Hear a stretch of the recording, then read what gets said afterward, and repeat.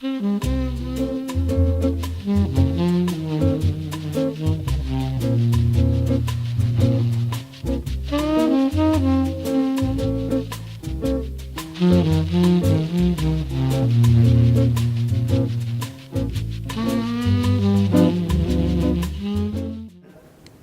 does a unilateral sport like tennis have a negative impact on overall function? Well, in any unilateral sport, or even in any sport, you're going to end up with what we call sport-specific muscle imbalances. Okay. So, for instance, a tennis player, if they're right-handed, will tend to have very restricted external rotators of the shoulder because they have to slow down the arm once it's served. So, as a conditioning specialist, what you need to do is to identify what sport-specific muscle imbalances any sport causes someone.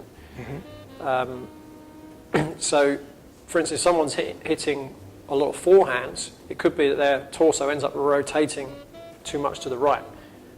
Well, that's going to restrict, rotation to the left. That's going to restrict rotation to the right.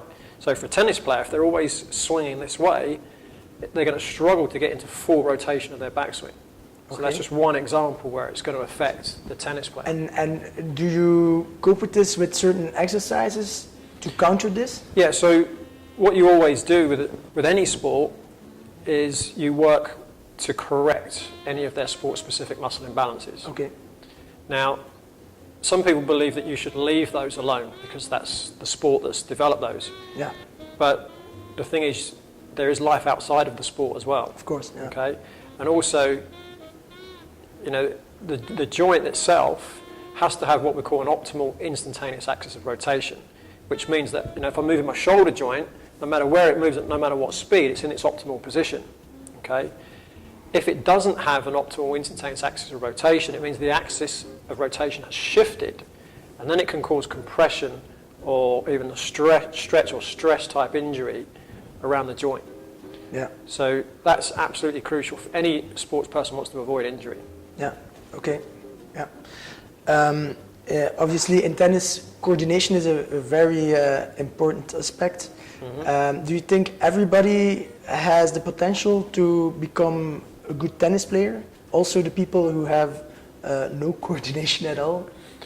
Well, if you look at, for instance, the book called Bounce, written by Matthew Saeed, and what he says is that anyone can become an expert in their field as long as they have certain things in their environment.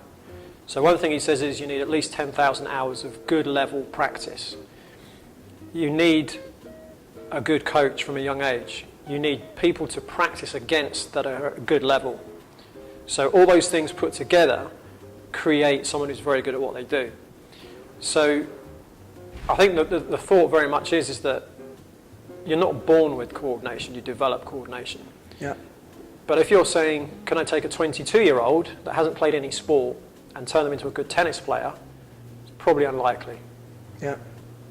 But you can try. But you can try it. Why not? It's good fun.